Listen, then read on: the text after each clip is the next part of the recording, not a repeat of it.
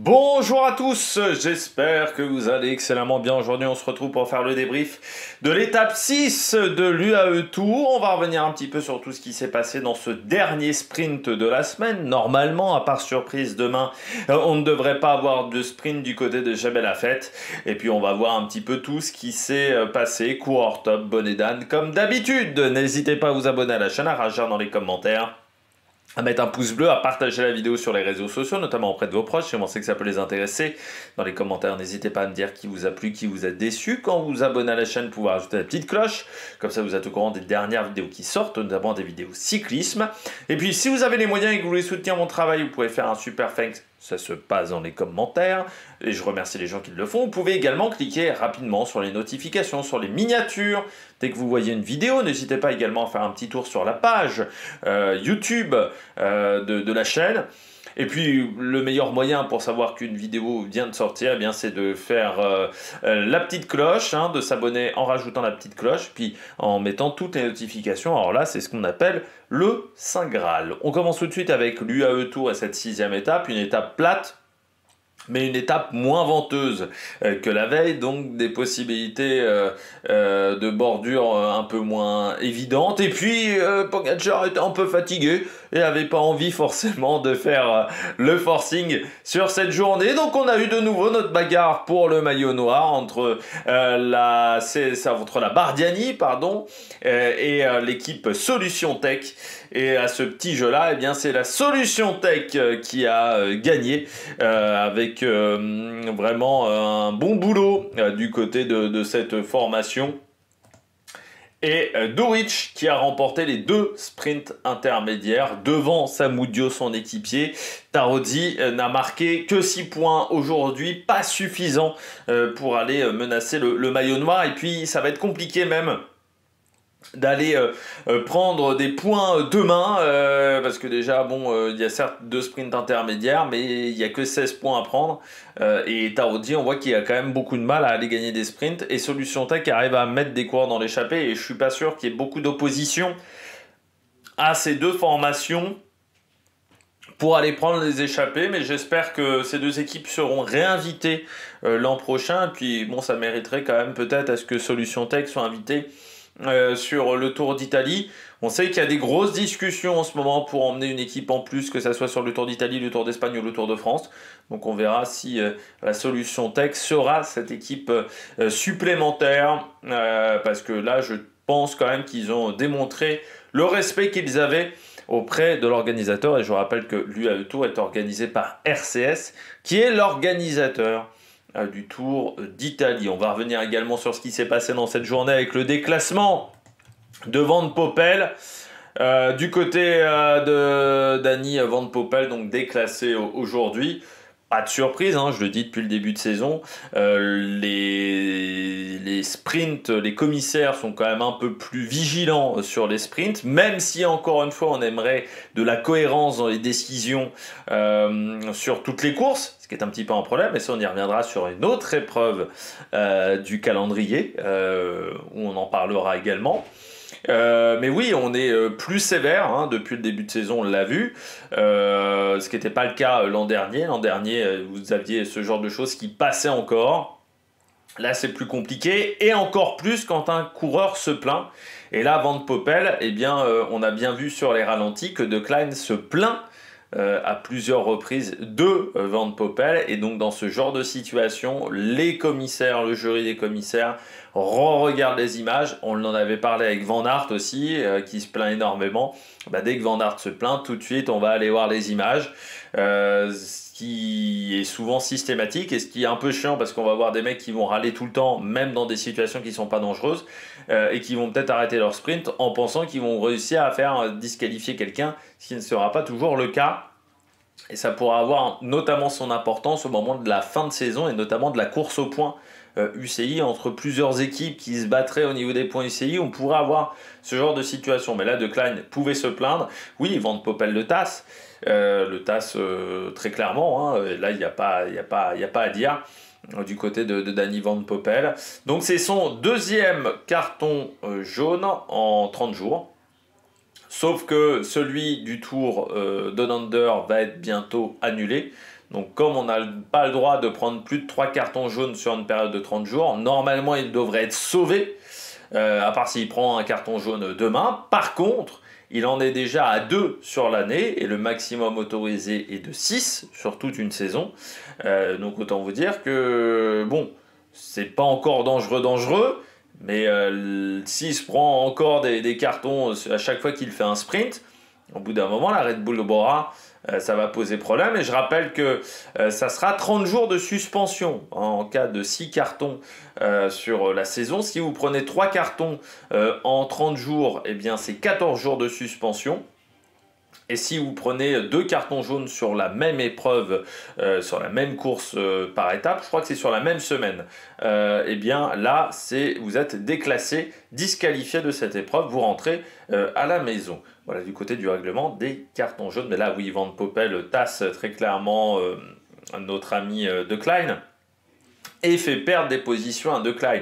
Donc là, oui, pour moi, c'est un déclassement mérité du côté de Danny Van Poppel. Pas de souci de ce côté-là. Autant, par exemple, Scaroni, aujourd'hui, sur le Tour des Alpes-Maritimes, j'ai vu certains voulaient son déclassement. Moi, je considère que quand on continuera à mettre des arrivées en virage, eh bien, on pourra jouer comme Scaroni, parce qu'en fait, Scaroni ne dévie pas vraiment de sa trajectoire. Parce qu'il va dire qu'il suit la ligne d'arrivée. Sauf que la ligne d'arrivée est en virage, donc il tasse de cette manière-là, mais tant qu'on aura des arrivées en courbe, eh bien on pourra avoir cette stratégie-là. Et il faudrait peut-être arrêter d'avoir des arrivées en courbe, parce que ce n'est pas des arrivées qui sont fair-play. Mais ça sera des décisions de l'UCI. Mais là, par exemple, pour moi, Scaroni, ils n'avaient qu'à faire une arrivée en ligne droite, il n'y aurait pas eu de problème dans ce genre de situation. On passe désormais aux coureurs au top.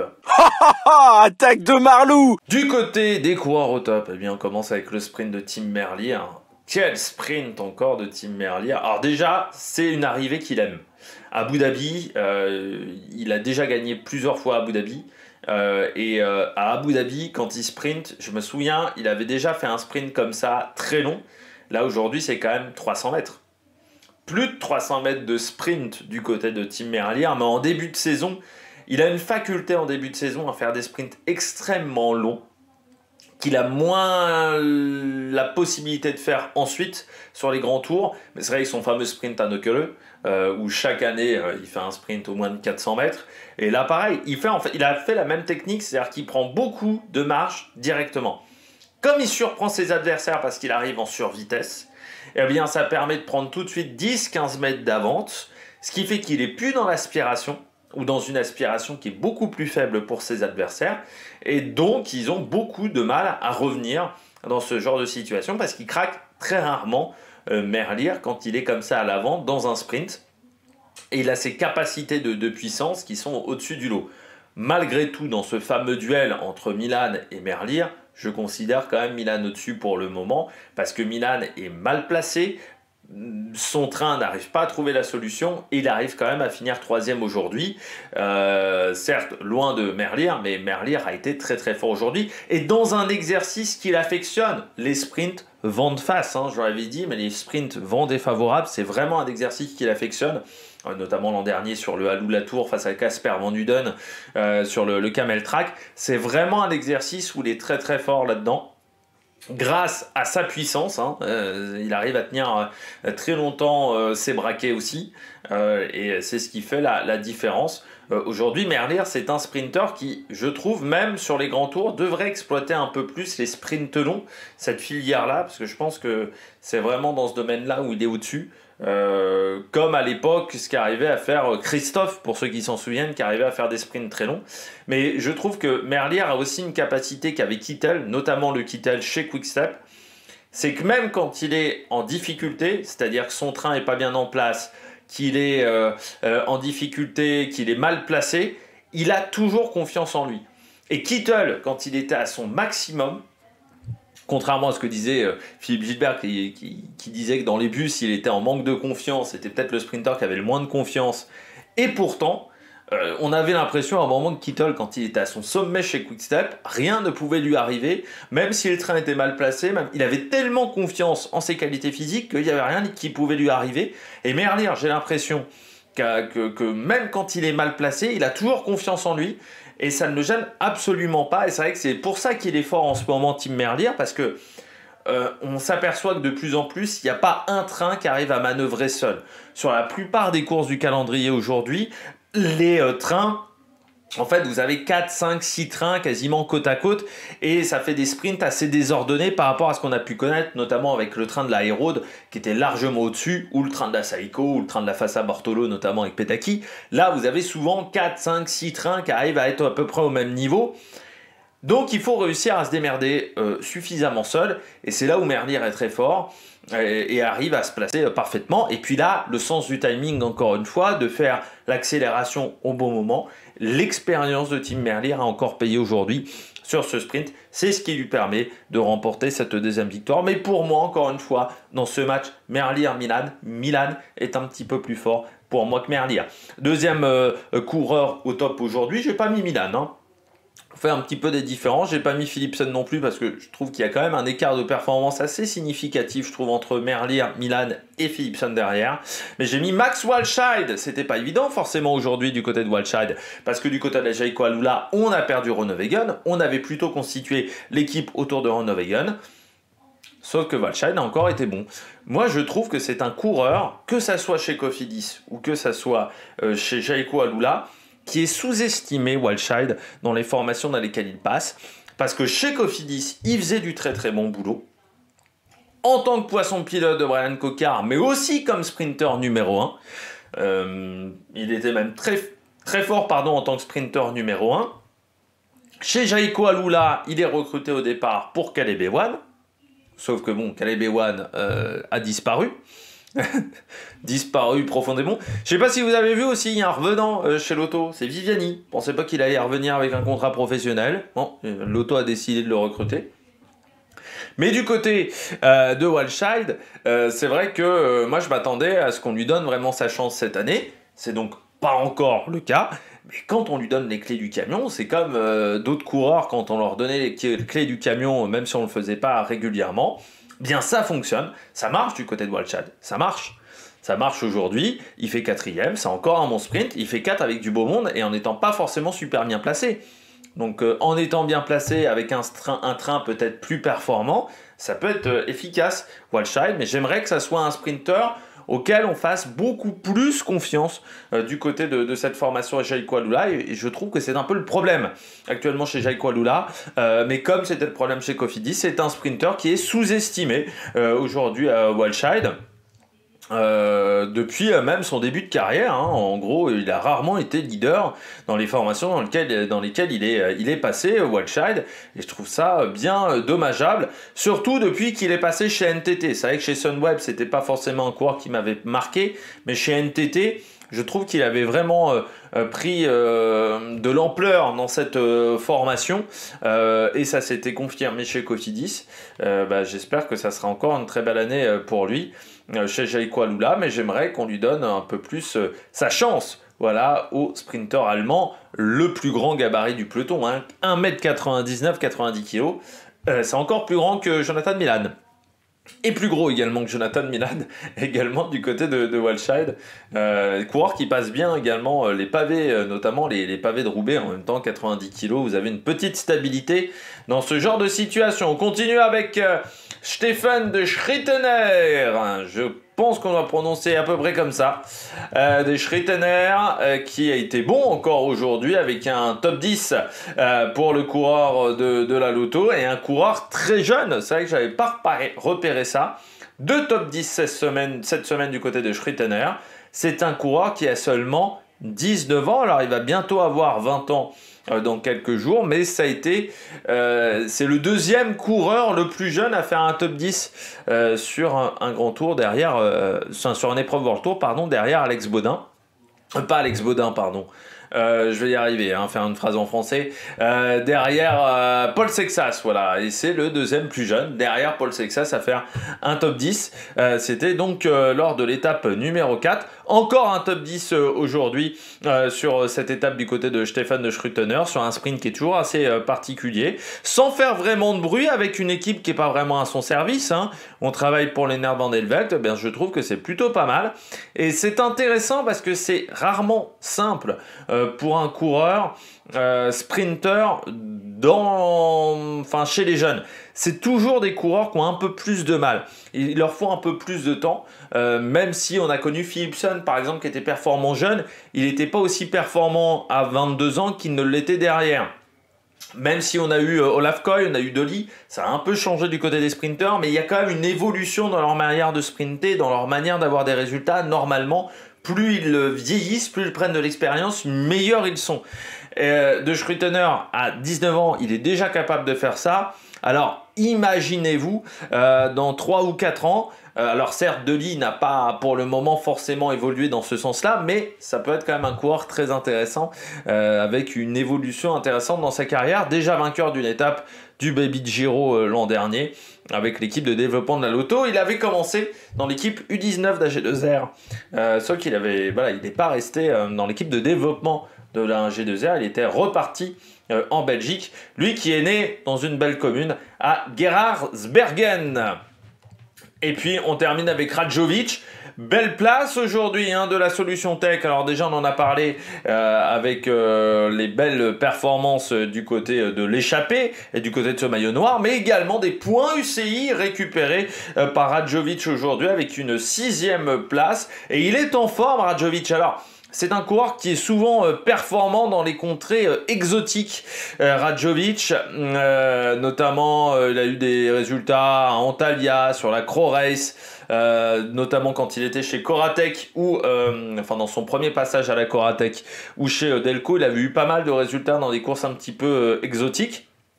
Eh bien, ça se poursuit désormais avec le UAE Tour. Il avait déjà été performant sur le Tour de Sarja. C'est bien pour la Solution Tech. C'est quelques points. Vous allez me dire, c'est pas énorme.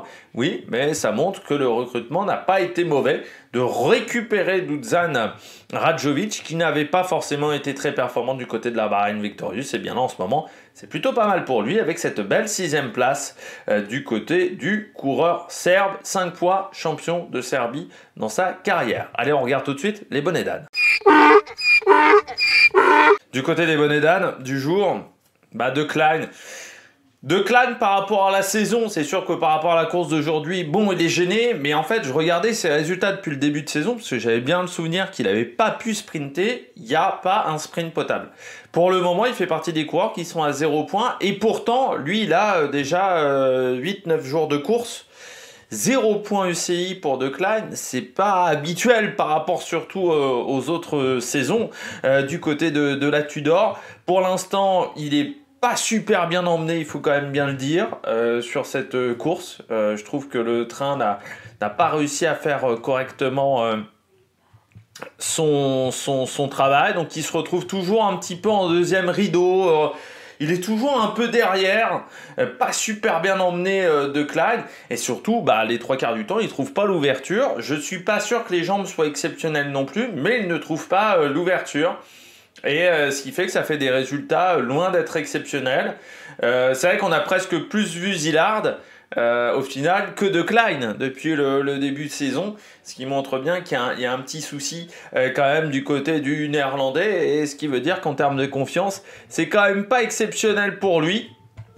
Là on le voit bien du côté de ses résultats. Pour le moment, c'est sur le dernier sprint du Alula Tour où il a fait 7ème, mais c'était un sprint en tout petit comité parce qu'il y avait eu des bordures, donc 7ème sur ce sprint là, c'est loin d'être exceptionnel.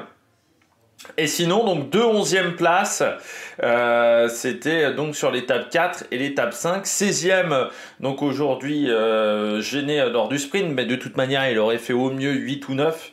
Je pense qu'il n'aurait pas été bien mieux du côté de Klein. C'est un début de saison difficile pour le moment pour le coureur néerlandais. On est loin des attentes et on est loin surtout des résultats des 2 dernières saisons sur des courses où pourtant il carbure pas mal sur ces épreuves-là. Donc c'est vrai que pour le moment c'est loin d'être exceptionnel pour lui et il va falloir commencer à cravacher pas mal. Ils ont aussi le souci avec Dainese de l'autre côté.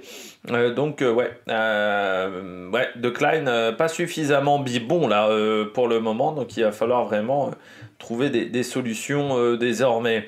Bauhaus, ou même je devrais dire plutôt Bauhaus à l'allemande, parce que sinon ça va emmerder des gens. Je sais que dans les commentaires, certains ils disent ah, c'est vrai que c'est mieux Bauhaus, comme ça, comme font les commentateurs d'Eurosport. Bon, Bauhaus, aujourd'hui, c'est très fluide en plus pour un Français de faire le H aspiré. Du côté du coureur allemand, début de saison difficile. Là, en plus, aujourd'hui, il est battu par Daniel Scherl, qui est normalement... qui n'est pas le mec qui doit le battre. Hein. Normalement, il est dans le train autour de Bauhaus. Vous avez Pasqualone qui est 21e. Il trouve jamais l'ouverture, Bauhaus. Là aussi, pour le moment... Alors on sait que là il y a un beau plateau de sprinters, donc c'est vrai que c'est pas forcément simple. Sauf que le Donander déjà, bon il se fait battre par Coca, il se fait battre par des mecs comme ça. Aujourd'hui il faut bien dire qu'il a atteint un plafond de verre, Bauhaus, et qu'aujourd'hui il est plus en capacité, il n'est pas en capacité de battre les meilleurs en fait tout simplement. C'est ça le problème de ce coureur. C'est qu'il a atteint un maximum dans son niveau de performance. Et est-ce qu'il y a un intérêt à le conserver chez Bahreïn? Je vois qu'il a un contrat jusqu'en 2027. Je me dis, c'est quand même osé d'avoir donné un contrat aussi long à un coureur comme ça, parce que potentiellement, il va y avoir des opportunités sur le marché des transferts dans les années à venir. Du côté de la Bahreïn, même si ça n'a jamais été, enfin à part avec Colbrelli, ça n'a jamais été une équipe avec 50 000 sprinters. Hein. Ils ont eu Colbrelli, Bauhaus, grosso modo dans leur histoire, du côté de cette formation. Et Cavendish à un moment, mais qui faisait poisson pilote de Bauhaus, et qui n'était pas à son meilleur en plus à ce moment-là, Cavendish en 2020. Mais aujourd'hui, c'est vrai que c'est une question qu'on peut se poser, d'avoir ce coureur-là, qui a quand même pas forcément les meilleurs résultats, qui a pas les meilleurs résultats du monde, et puis tu vois qu'il peut pas battre un Coca, il bat pas non plus un Welsford. En gros, dans la hiérarchie des sprinters, il est au-delà de la 10e place. Donc aujourd'hui, tu sais également que sur les grands tours, ça le fera pas. Donc c'est un sprinter qui est loin de marquer énormément de points par an, et puis là c'est vrai que sur cette UAE Tour, pour le moment, il passe à côté, 9, 8, 8. 11 en termes de résultats, c'est loin d'être exceptionnel. Là, vous avez même Daniel Scherl. Je me dis en plus que du côté de la Bahreïn, on a Bruto Messo, notamment du côté de cette formation, le jeune Italien. Redonner autant d'années de contrat à un coureur qui, pour moi, a atteint un plafond de verre aujourd'hui en World Tour, je trouve ça un petit peu osé, voilà, de leur part. Mais là, aujourd'hui, oui, c'était pas suffisant.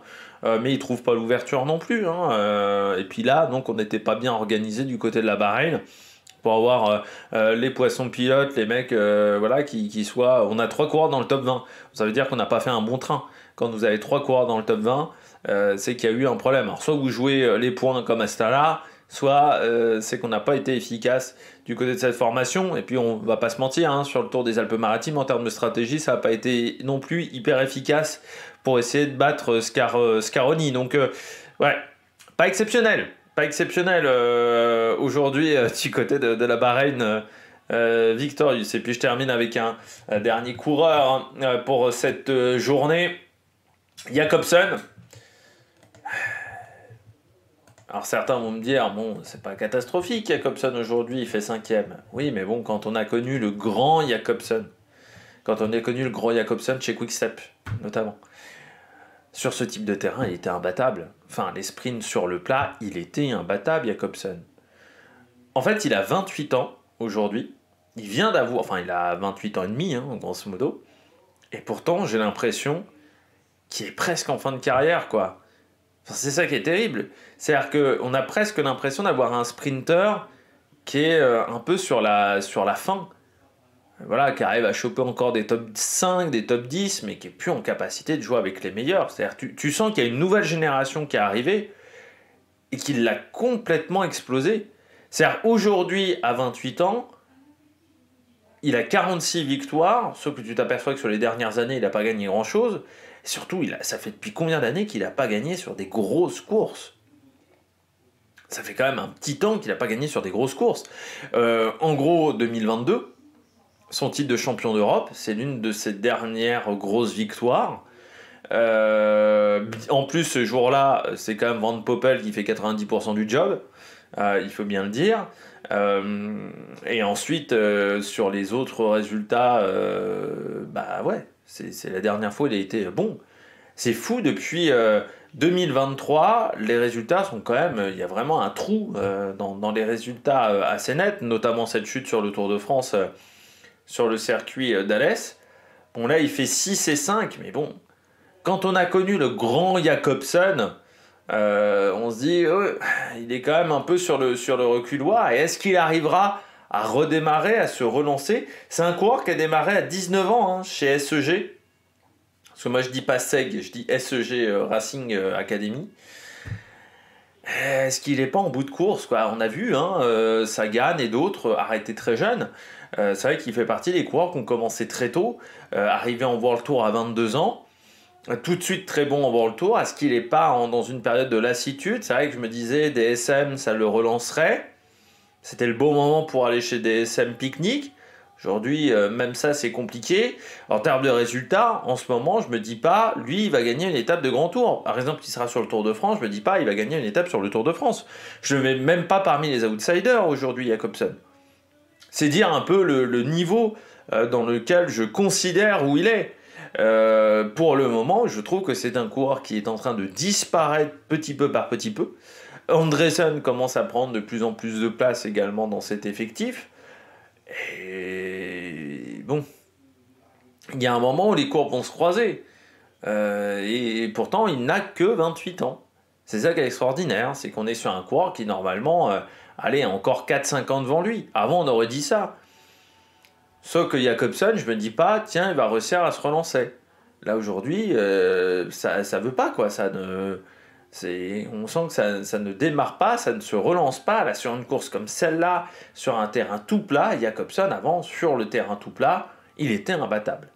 Bon, aujourd'hui, Merlier est meilleur. Aujourd'hui, Philipsen. Aujourd'hui, Milan. Et tu sens qu'il y a toute une nouvelle génération qui lui est vraiment passée devant.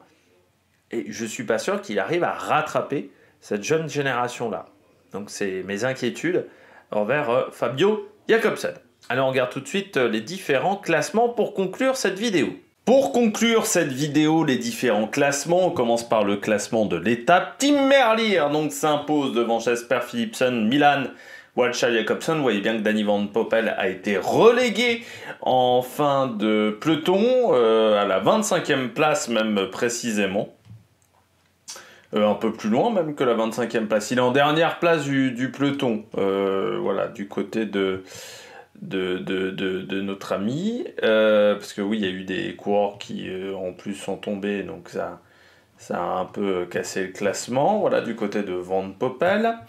Du côté du classement général, c'est Pogačar qui est toujours en tête avec donc 21 secondes d'avance sur Tarling et 27 sur Romeo. Finn Fischer-Black à 28, Jevine à 36, voilà pour ce classement. Ciccone à 37, ça va être très important pour demain. Du côté du maillot vert, Milan est en tête et ne devrait pas être rattrapé par Tim Merlier ni par Duric, même si celui-ci va encore marquer des points sur les sprints intermédiaires. Je pense qu'il va encore tenter demain, mais je crois qu'il y a suffisamment d'avance pour Milan avec 17 points, donc ça ne devrait pas être suffisant. Vu que c'est 8 points à chaque fois, ce qui fait 16. Du côté du meilleur jeune, c'est toujours Joshua Tarling qui est en tête, mais avec Romeo, Fischer-Black, Van den Velde et Oscar Onley à ses traces et à ses trous, ça risque d'être un petit peu compliqué. Et puis du côté du classement par équipe, pour le moment, Movistar est en tête devant Ineos, Red Bull, Bahreïn et Decathlon, mais n'oublions pas que du côté de la Movistar, il y a Castrillo qui est tombé, donc là aussi, ça va peut-être être pas facile de conserver ce bon classement. L'étape de demain, eh bien, un classique, avec Jebel Hafet, donc Al Ain, Jebel Hafet, une montée qui est plus courte, que 10 km contre 19, mais plus pentu. Et faire attention au sommet, souvent il y a du vent et il y a vraiment voilà, un passage à 10%. Donc c'est plus pentu, plus court, mais plus pentu du côté de Jebel Hafed. Donc on peut faire plus facilement des écarts du côté de cette montée. Eh bien on verra ça demain. L'étape sera à quelle heure ? Elle part tôt, le tape demain, 8h45 pour une arrivée aux alentours de 13h, donc un petit peu plus tôt que d'habitude du côté de l'arrivée de cette étape, de cette 7e étape de l'UAE Tour. Donc on suivra tout ça attentivement pour cette journée de compétition. Allez, n'hésitez pas à vous abonner à la chaîne, à réagir dans les commentaires, à mettre un pouce bleu, et puis nous, on se retrouve pour de nouvelles aventures sur Amérique Production. Ciao, ciao!